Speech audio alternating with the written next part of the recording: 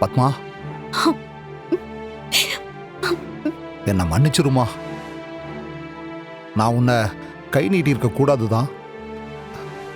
உன்னை அடிச்சது தப்புதான். ஏய், நம்ம பையன் பண்ணதுக்கு நீ எதுக்கு மருமகளை திட்டுற? தப்பு தானே? ஓஹோ, நான் அவளை சொன்னதும் அப்படியே கோவம் உங்களுக்கு பொத்துக்கிட்டு வந்துருச்சுல்ல? ஐயோ, நான் அப்படி சொல்ல வரலம்மா. இத பாரு, சீனு தானே மாயா பேர்ல எழுதி கொடுக்குறேன்னு சொன்னா. மாயா என் பேர்ல எழுதி கொடுன்னு அவ கேட்கல. ஏங்க, நான் தான் கட் அண்ட் ரைட்டா வேண்டான்னு சொல்லிட்டு இருந்தேன்ல. ஏன் முன்னாடி நல்லா பூம்பு மாடு மாதிரி தலையாடிக்கிட்டு எதுக்காக அவன் அப்படி செய்யணும்? அப்ப என் பேச்சுக்கு இந்த வீட்டுல மதிப்பில்ல, அப்படித்தானே? அத்தையோட பேச்சுக்கு மதிப்பில்லைங்கிறது தான் அவங்களோட கோவம். நான் வேண்டான்னு எவ்வளவோ சொன்னேன், கேட்டியா? இப்ப பாத்தியா, அவங்க வேண்டான்னு சொல்லியும் நீயும் மாமாவும் வற்புறுத்தினதுனால தானே நான் கையெழுத்து போட்டேன். அது இப்போ எவ்வளவு பெரிய பிரச்சனை ஆயிருக்குன்னு பாரு. இங்க பாரு மாயா, அவங்களுக்கு தான் நம்ம எதுக்காக பண்றோம்னு புரியல. உனக்குமா புரியல? என்ன சீனு நீ? எனக்கு புரியறது முக்கியம் இல்ல, அவங்களுக்கு புரியணும். அந்த கடையையும் அதுல வர வருமானத்தையும் நான் எடுத்துக்கிட்டு எங்கேயும் ஓட மாட்டேன்னு அவங்களுக்கு புரியணும் சீனு. நீதான் என்னோட உலகமே, உனக்காக தான் நான் இருக்கேன். நான் பண்றது எல்லாமே உனக்காக தானே, அது அவங்களுக்கு புரியணும். அவங்களுக்கு நீ என் மேல வச்சிருக்கிற அன்பு புரியலன்னு நினைக்கிறியா? அதெல்லாம் அவங்களுக்கு நல்லாவே புரியும். அவங்க வேணும்னே தான் அப்படிலாம் பேசுறாங்க மாயா.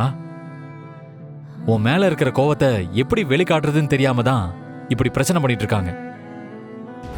அமைச்சர், ஊர் பெரியவங்கெல்லாம் கலந்துக்கிறதுனால கண்டிப்பா விழா முடிகிற நேரம் மதியத்தை தாண்டிடும். அவ்வளோ நேரம் எல்லாரையும் உட்கார வச்சுட்டு வெறும் வயிறோட அனுப்பக்கூடாது. அதனால விழாவுல மதிய சாப்பாடு போடுறதுக்கு ஏற்பாடு பண்ணுங்க. அதுக்கான செலவை நான் பாத்துக்கிறேன். ஐயா, உங்களை பத்தி எங்களுக்கு தெரியாதா? உங்க வீட்டுக்கு யாராவது வந்தாலே அவங்கள வெறும் வயித்தோட நீங்க அனுப்புனதில்ல. அப்படி இருக்கும்போது பாராட்டு விழாவில் வர்றவங்களை எப்படியா நீங்க சும்மா அனுப்பிச்சிருவீங்க? ஆமாங்கய்யா, நாங்களே கேட்டரிங் ஆளுங்க கிட்ட கொட்டேஷன் கேட்கலாம் தான் முடிவு பண்ணிருக்கோம். அதனால நீங்க கவலையே படாதீங்கய்யா.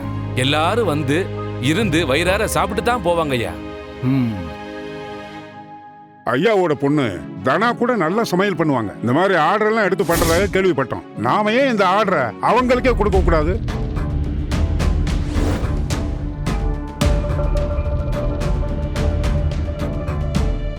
ஐயா, இது கவர்மெண்ட் விழாங்கிறதுனால தனிப்பட்ட முறையில யாருக்கும் அப்படி கொடுக்க முடியாது.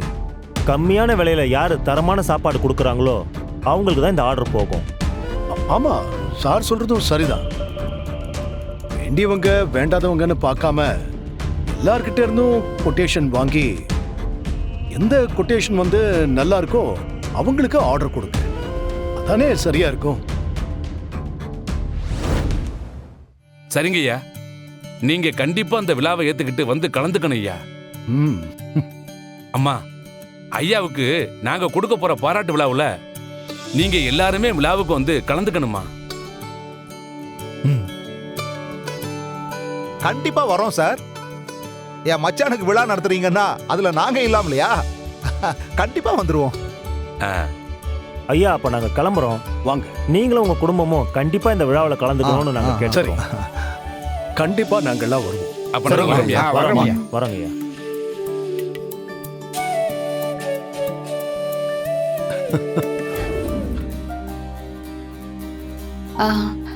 மாயா, என்ன பெரியமா? அந்த மளிகை கடைக்காரர் சொன்ன மாதிரி நம்ம தனாவையும் இந்த விழால நடத்த போற விருந்துக்கான அந்த ஆர்டருக்கு எழுதி போட சொல்லலாமா? ஐயோ பெரியம்மா, ஆமா பெரியம்மா, நானும் இதே தான் யோசிச்சுட்டு இருக்கேன். நீங்களும் கரெக்டா சொல்றீங்க. பெரியம்மா, நான் போய் லேப்டாப் எடுத்துட்டு வந்துடுறேன். நம்ம 2 பேரும் போய் தனா கிட்ட சொல்லிட்டு இதுக்கான வேலையெல்லாம் பார்த்துட்டு வந்துருவோம். வாங்க போலாம்.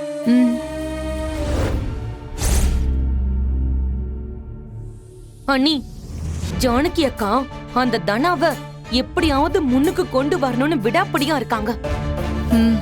அவங்க எப்படியோ சாதிச்சுட்டா அதையே காரணம் காட்டி அப்புறம் தனாவையும் கதிரையும் மறுபடியும் கொண்டு வந்து நம்ம வீட்லயே நிரந்தரமா தங்க வச்சிருவாங்க.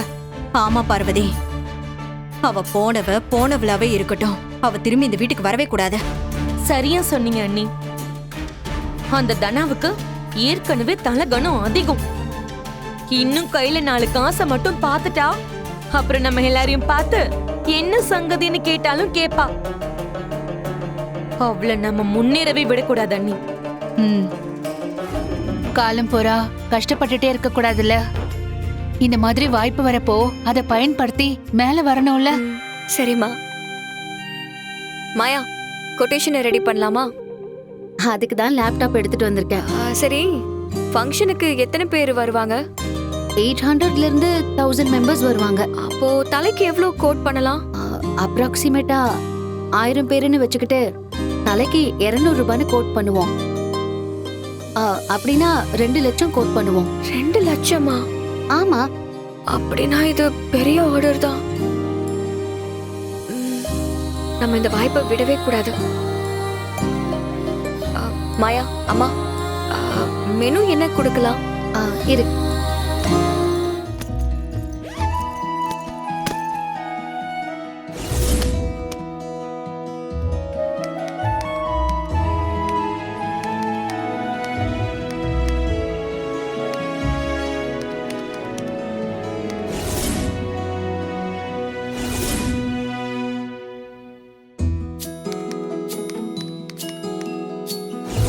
ஆ, 1000 சாப்பாடுக்கு 2 lakhs.